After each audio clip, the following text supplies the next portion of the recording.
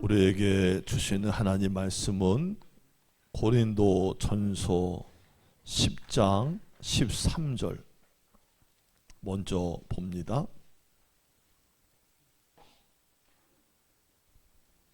고린도 전서 10장 13절 신약 성경 275쪽에 있습니다.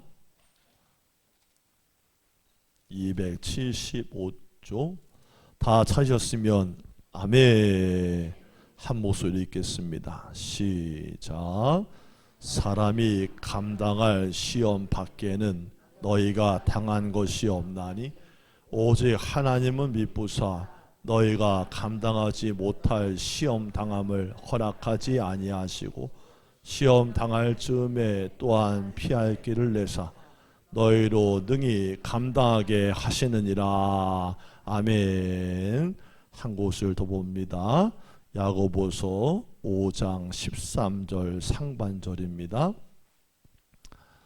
야고보서 5장 13절 상반절까지 376쪽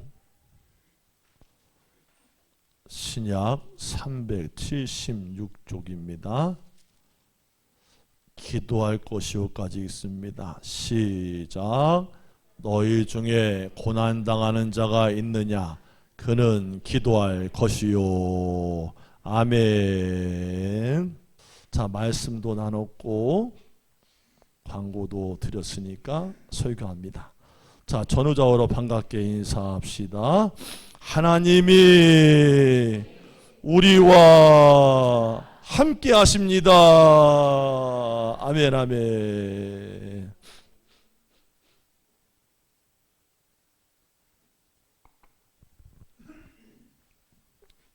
우리네 인생의 길이 곱게 뻗어있는 평지거나 잔디가 쫙 깔려가지고 쿠션감이 굉장히 좋은 편안한 길을 걷는 것이 아니에요. 이 장애물 경기와도 같아요. 살아보니까 110m 허들 경기가요 10개의 허들을 넘어야 되고요 3000m 장애물 경기는 허들을 28개 그리고 물구덩이만 7번을 넘어야 되는 경기예요. 여러분 철인 3종 경기는요 바다 수영 3.9km 사이클 182km 마라톤 42.19km 세 종목을 완주해야 되고요. 근데 5종 경기는 펜싱, 수영, 승마, 사격, 크로스 컨트리 3.2km의 마지막 구간을 통과해야 되는 거예요. 와, 이거 얘기만 들어도 아유, 숨 막힌다. 제가 근래 들어가지고 몸을 이제 자꾸 안 움직였더니 몸에 조금 이상이 있어가지고 걷기를 다시 시작을 했어요. 뭘 시작했다고요? 의심하는 눈초리를 거두고 들으셔. 진짜 시작했다고 말이요. 한다면 한다 이거예요. 할렐루야. 걷기를 시작을 했는데 이 작심삼일이라고 이게 작심삼일을 몇 번만 하면 한 달이 가는 거예요? 10번만 하면 되잖아. 아 이게 나갈 때만 되면 아주 미치게 힘드네 아주. 그럼 막 가서 걷는데 막 내 몸인데 막 뒤에서 누가 끌어 당기는 것 같은 거 있잖아. 막 이렇게 막 앞으로 가야 되는데 한참 걸은 줄 알고 집사람한테 좀 많이 한 것 같아 그랬더니 이제 거의 2km밖에 안 걸었다고 그러더라고. 근데 나는 막 5km 걸은 것 같은 체감적인 느낌이 오는 거잖아요. 110m 허들 3000m 허들 철인 3종 경기 와 얘기만 들어오면 너무 어려운 경기들 이게 뭐가 제일 힘듭니까 물어보면요 사실 뭐가 더 힘든 것도 아니에요. 이게 모든 경기가 다 힘들어요. 여러분 인생이요 살아오셨잖아요. 살아보셨잖아요. 모든 인생도 마찬가지예요. 누구는 110m 허들 인생으로 평생 10개 정도의 장애물을 건너지만 누구는 근대 5종 경기 같은 인생을 사는 분도 있어요. 인간의 한계점을 막 넘나드는 분이에요. 우리는 비교적 짧은 거리의 110m 허들 인생은 그나마 좀 괜찮을 거야 라고 생각을 하지만 선수들이 꼬린 지점에 다다를 때 막 미친 듯이 막 뱉어내는 그 숨을 보면요, 야, 힘들지 않은 인생이 정말 없구나 깨닫게 돼요. 여러분, 하다못해 요새 유치원 애들 어린애들 있잖아요. 벌써 서울대반, 뭐 입시 의대반 운영하는 거 아시죠? 공부해서 의대 간다고 준비한다는 거예요. 그 아이들한테 아침에 깨워가지고 식탁에 앉혀서 물어봤더니 아이가 그럽니다. 숨을 푹 쉬면서, 사는 게 힘들어요. 그래요.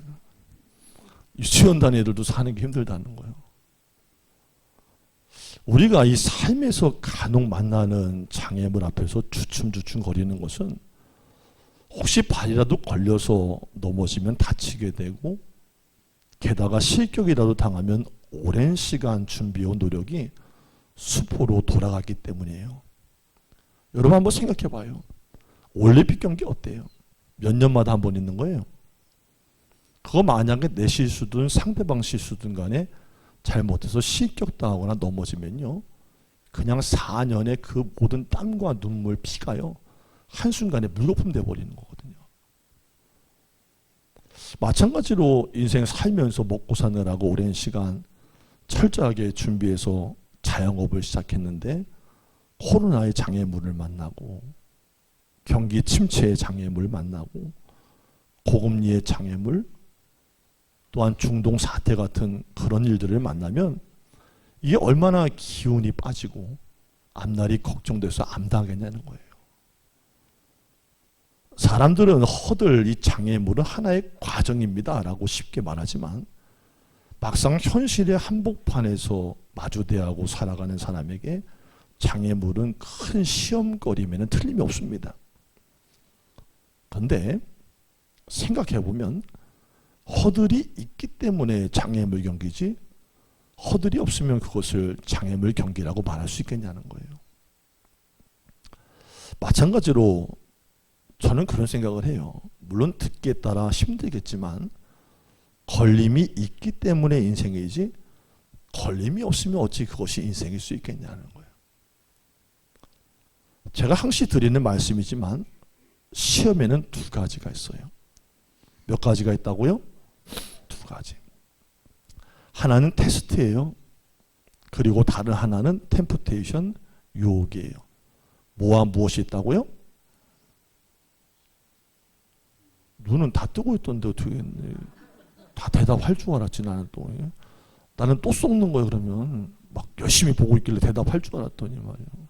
함께 합시다. 테스트, 유혹.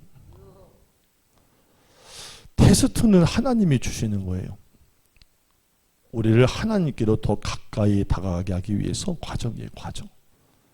그러니까 우리의 믿음을 더 강하게 만들기 위한 연단의 훈련이라면, 반대로 유혹이라는 것은 사단이 우리를 하나님에게서 멀어지게 하기 위한 죄의 수렁이고, 나를 넘어뜨려서 믿음을 빼앗기 위한 악의 계략이에요. 그 예를 한번 들어볼게요. 창세기 22장 1절에 보면 하나님이 아브라함을 시험하시려고 그를 부르시되 그래요. 즉 하나님께서 아브라함에게 이삭을 바치라 시험하심은 유혹이 아니라 테스트였다는 거예요. 그래서 여호와 이레의 하나님께서 이삭 대신에 번제로 드릴 순양을 미리 준비해 놓은 건 아니겠냐는 거예요. 또한 마태복음 4장 1절에 보면 예수께서 성령에 이끌리어 마귀에게 시험을 받으러 광야로 가사 그래요. 즉 예수님께서 광야에서 받으신 세 가지의 시험이 있어요. 돌로 떡을 만들어 먹어라. 성전의 꼭대기에서 네가 뛰어내리면 천사들이 너를 받쳐줄 거다. 나에게 절하고 경배하면 천하만국의 영광을 너에게 주겠다. 이것은 유혹이 아니라 테스트예요. 그래서 예수님은 각각의 그 사단의 시험마다 이것을 앞세워서 사단을 물리쳤다고 말해요. 그게 마태복음 4장 4절에 나와요.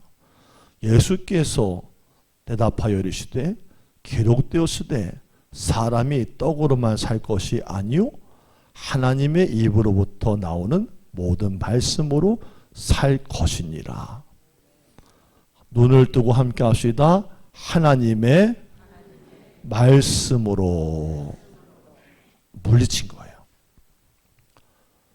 그 아브라함과 예수님의 시험을 보면서 깨닫는 것은 넘어가면은 유혹이고 넘어서면 테스트라는 거예요. 시작. 네. 여러분 야고보 사도가 1장 2절 3절 보니까 교인들한테 이런 말합니다.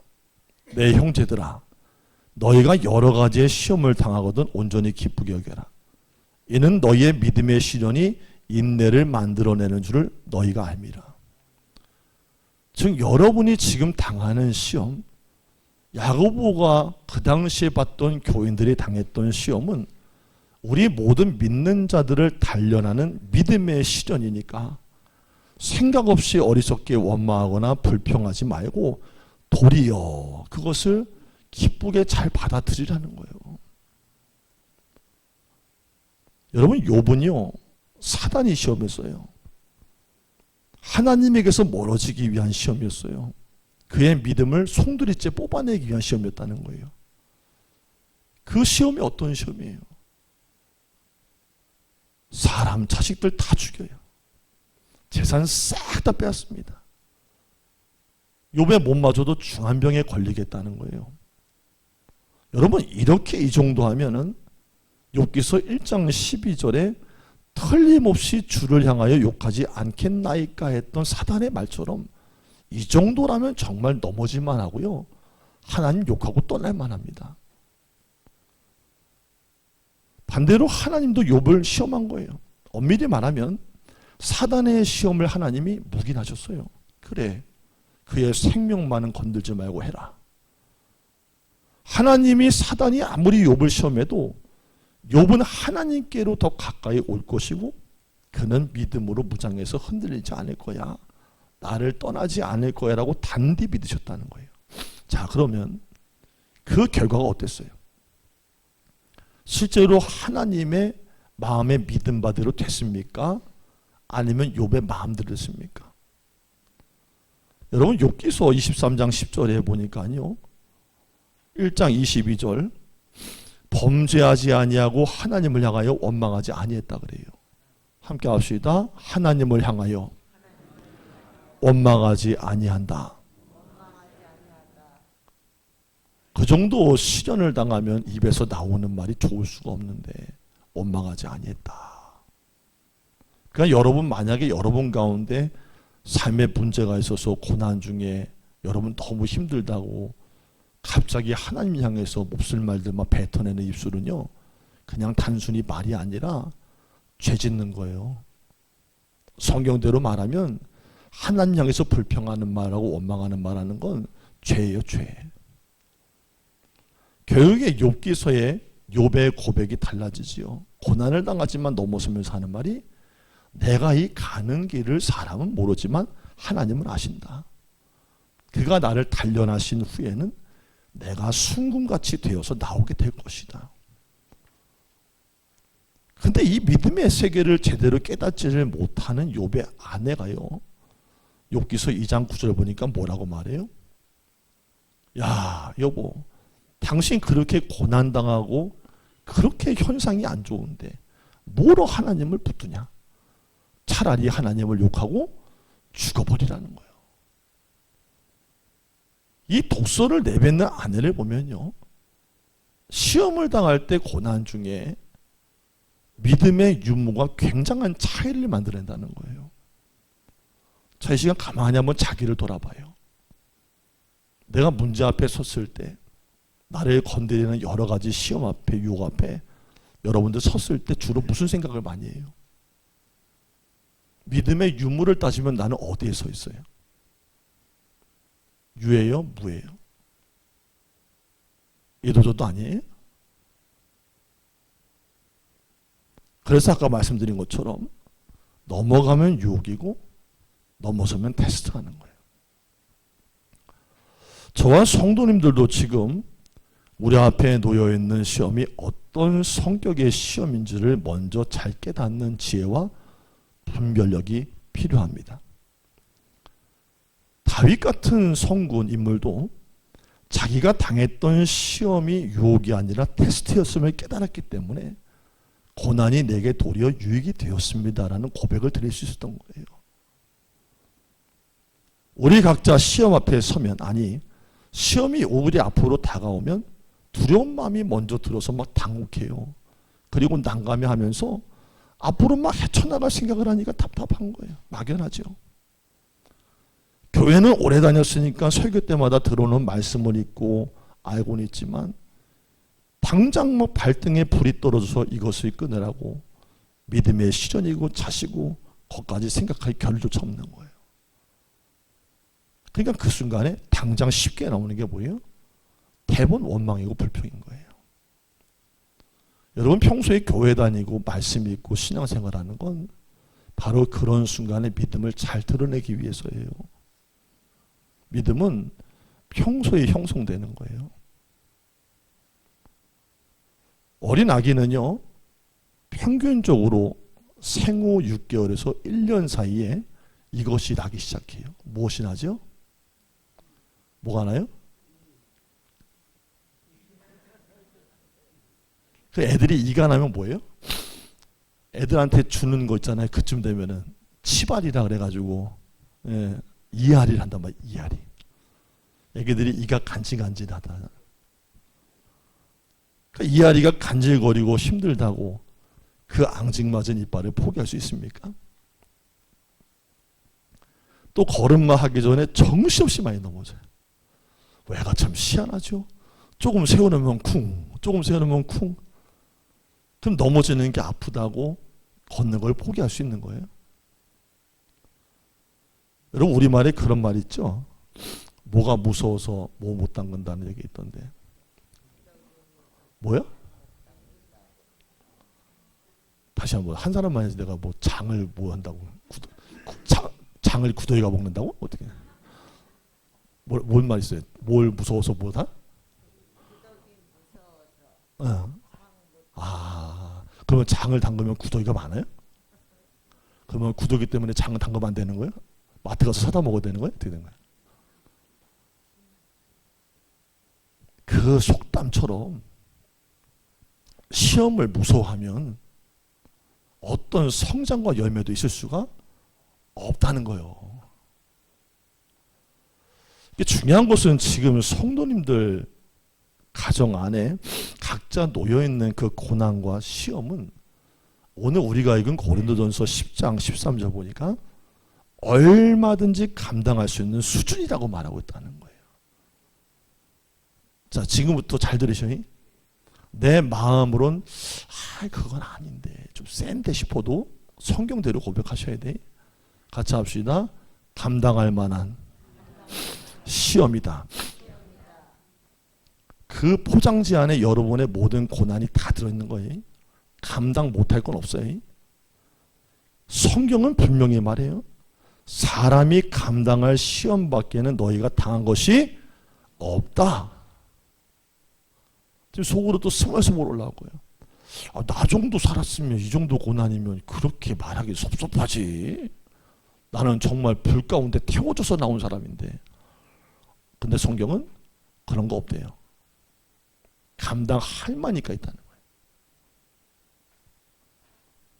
물론 지금 우리 앞에 놓여있는 시험이 굉장히 크게 보이고 내가 당했던 그 일과 사건, 고난이 버겁다고 여겨지겠지만 우리 신실하신 하나님은 우리가 감당할 만큼의 시험만 허락하신다는 사실을 내가 먼저 믿어야 한다는 거예요. 이것은 하나님은 미쁘시고 우리의 아버지가 되시기 때문이에요. 여러분 자식을 키우는 입장에서 애비가 자식한테 무거운 짐을 지우나요?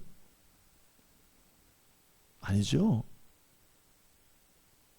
자식에게 짐이 있고 삶의 무게가 있으면 그 대신 애비가 지려고 애를 쓰는 거예요.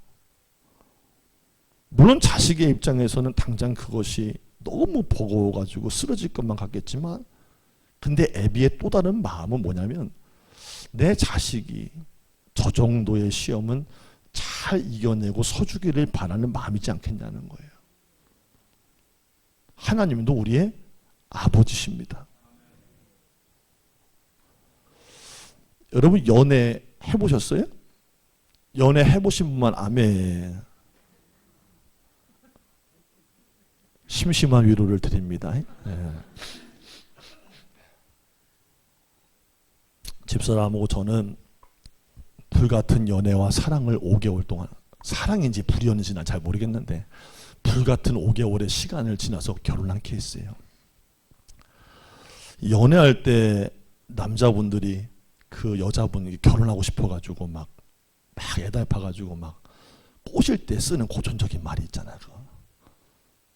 지금 생각해보면 가당치도 않은 소리인데 이거 뭐라 그래요? 뭐 어떡한다고?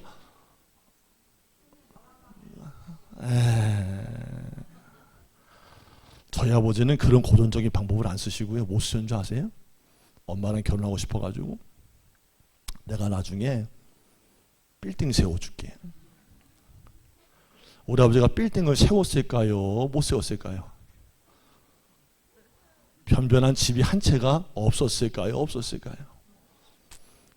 저희 어머니 돌아가실 때까지 그 한마디 잘못했다가 세상 구살이란 구살이는 다 드시고 무슨 말만 하면 끝에 그러는 거예요. 빌딩 세워준다며! 빌딩 세워준다며! 이 자리에 앉아 계신 여성분들 가운데 당신 손에다가 물 한 방울 안 묻힌다고 해서 결혼한 사람이 한둘이겠어요? 심심한 위로를 드립니다. 근데요, 손에다가 물 한 방울 안 묻히면요 냄새나요. 닦아야지. 남성분들 왜 여성분들이 여행 가는 걸 좋아하는 줄 아세요? 혹시 아시는 분들 계세요? 아이고, 이장진 권사님이 굉장히 예리한 데가 있어. 예리한 만큼 잘해주기를 축복합니다. 왜 여행 가는 걸 좋아하냐면 뭐 나가서 꽃도 보고 뭐 바람도 쐬고 그것도 좋지만 이게 너무 해주는 밥을 먹잖아. 맨날 주여 할렐루야. 아침에 눈만 뜨면은 남자들은 오늘은 무슨 일을 해야 되고 누구를 만날까 걱정을 하지만 내가 여자분들 심리는 들어갔다 나갔다 들어갔다 나갔다 하거든. 아침에 눈을 뜨면 뭘 해서 또 먹나 이 걱정하는 거예요.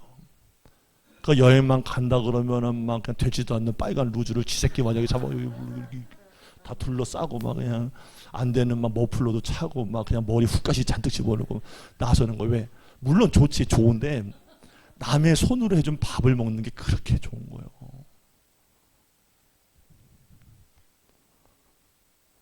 우리네 인생에 눈만 뜨면 자기에게 주어진 일을 살아내야 되고 그 일을 하는 과정에서 고심하고 땀 흘리고 눈물 흘리면서 한 가지 시험거리에 끝내려면 이게 살만한가 싶은데 어디서 또 다시 나타나가지고 아이고 힘들어 죽겠네 하는 그 일이 또 벌어지는 거잖아요.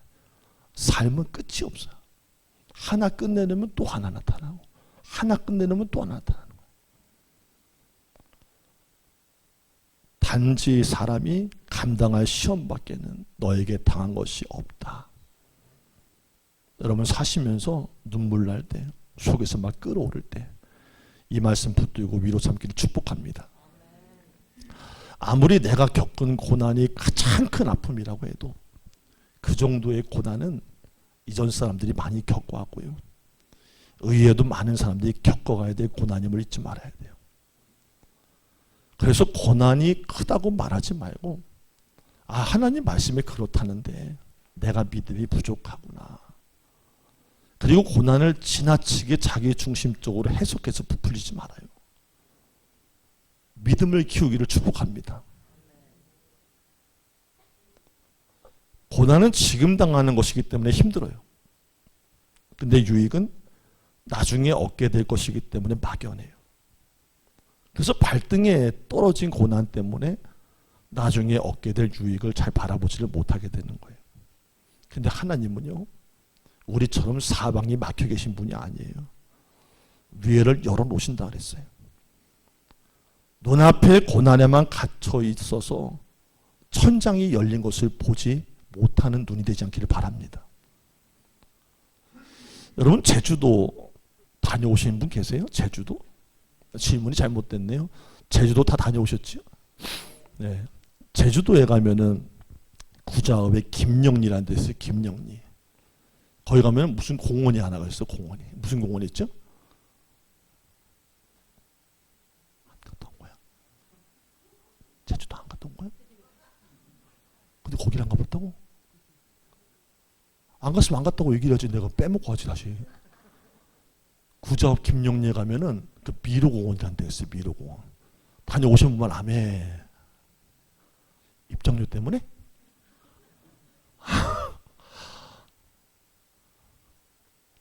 입장권을 사가지고 입구에서 들어설 때만 해도 이게 나무 사이사이에 이게 틈새로 보여가지고, 야, 이거 별거 아닌데, 이거 금방 나오겠는데. 근데 들어갔는데 가면 갈수록 갇히는 거야. 이게 가도 막혀있고 가도 막혀있고. 그러니까 위에서 아무리 이리저리 야 일로 와 왼쪽 오른쪽 이래도 난 당체 감이 잡히지 않는 거야. 나중에는요, 나 머리 괜찮은 사람인데 적잖이 당황했잖아요. 간신히 어찌 해가지고 빠져나가긴 했지만 다 나오고 나서 짜증이 나는 거야. 다시 내가 돈 내고 이런 데 들어가나 봐. 근데 미로 정원에 나와가지고 그 앞쪽에 언덕 위에 이렇게 올라가서 아래를 내려다 봤더니 그 정원에 얽히고 꼬여있는 길이 한눈에 훤히 보이는 거예요. 즉 그 안에 들어가서 보면은 안 보였던 출구가 길 건너편 높은 곳에서 보면요, 아주 우습게 쉽게 보입니다. 그런 생각이 들어요. 고난도 이와 마찬가지 아닐까? 고난에 매몰되면 빠져나올 수 있는 길이 잘 안 보여요. 그때는 자기만 막 몰입하는 거예요. 내 생각에만 막 몰입을 해요. 막 두려움이 증폭되고요, 막막합니다. 여러분, 그럴 때 한치 건너서서 자신을 좀 객관해서 봐야 돼요. 그리고 높은 곳에서 자신의 위치를 확인할 줄 알아야 돼요. 이게 믿음과 지혜예요. 시편 9편 2절에 보니까 내가 주를 기뻐하고 즐거워하며 지존하신 주의 이름을 찬송합니다. 고난당하고 시험 있을 때는요, 막 뛰어다닌다고 되는 것도 아니고요, 자기 생각 속에 갇혀버려도 안 돼요. Most high, 지존하신 저 높으신 하나님의 세계로 같이 나가서 그분께 기도하며 내려다 봐야 돼요. 그때 내 길이 보여요.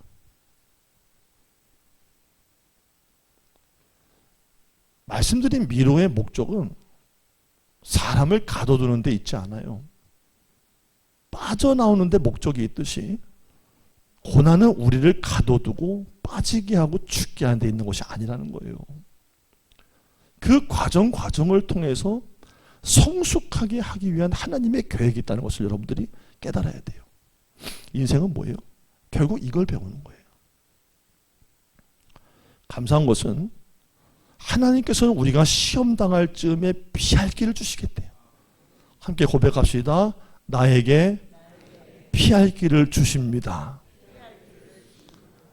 이것이야말로 하나님이 우리에게 주시는 분명한 뜻이 아니겠어요? 하나님이 우리를 시험의 수렁에 빠뜨리는 것이 목적이었다면 이 성경 말씀에 뭐 때문에 우리에게 피할 길을 주시겠다고 말씀하셨냐는 거예요.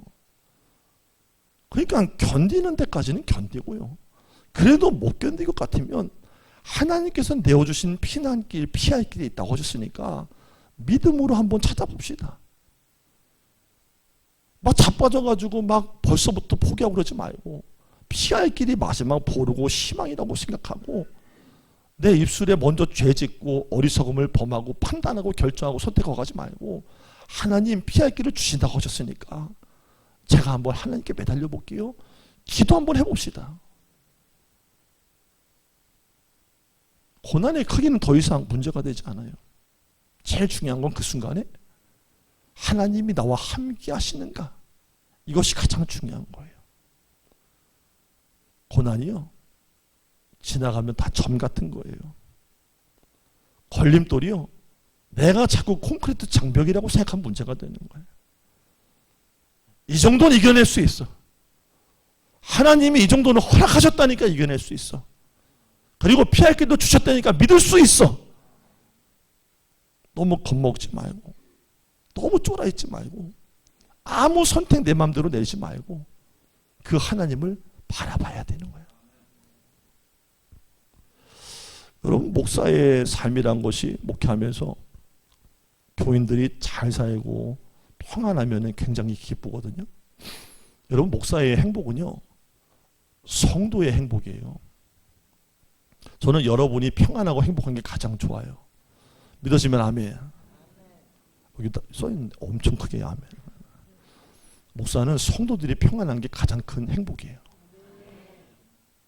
목사의 삶 목회하면서 교인들이 시험에 들어가지고 문제 만나서 막 주춤주춤하고 고난의 장애물에 막 걸려서 넘어져 있고 낙심해서 좌절해 있을 때 여러분은 그 앞에서 조금 울지만요, 돌아가면 많이 우는 거예요. 강단에 올라오면 울어.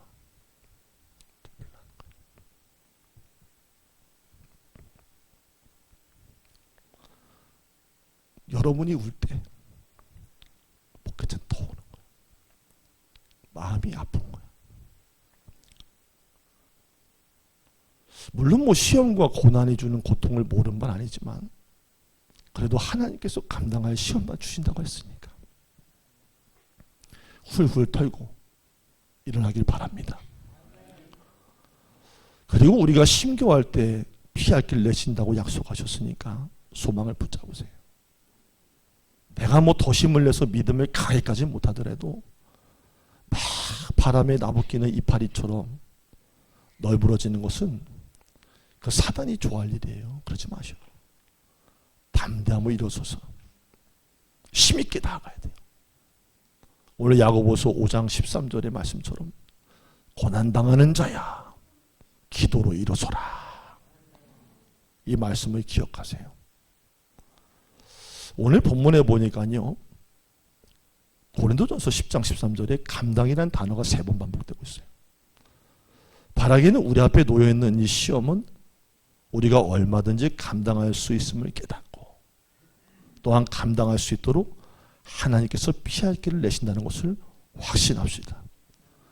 그래서 잘 감당한 후에 그 믿음이 금보다 더 귀하여서 예수 그리스도께서 나타나실 그때 베드로전서 1장 6절에 9절에 칭찬과 영광과 존귀를 얻는 복된 저와 여러분이 되어지기를 예수의 이름으로 축원합니다. 기도하겠습니다. 주님, 교회도 10수년 다녔고 그 좋은 성경의 말씀도 들어왔는데 어찌된 조화인지 시험이 오기도 전에 알아서 누워버리는 우리를 봅니다. 아무리 귀에 들리게끔 전하고 용기를 북돋워 주어도 스스로가 일어날 힘도 없어 보입니다. 바라옵기는 주 성령께서 각 심령 속에 임하셔서 하나님의 권능과 인도하심으로 일어서는 눈이 열리게 하여 주옵소서. 고난 중에 있는 성도 있습니까? 가정과 자녀들과 사업장 있습니까? 주여 피할 길을 내어 주옵소서. 그래야 나중에 그것이 간증이 되어 하나님께 영광 돌리게 하옵소서. 감사하며 예수님의 이름으로 기도합니다. 아멘.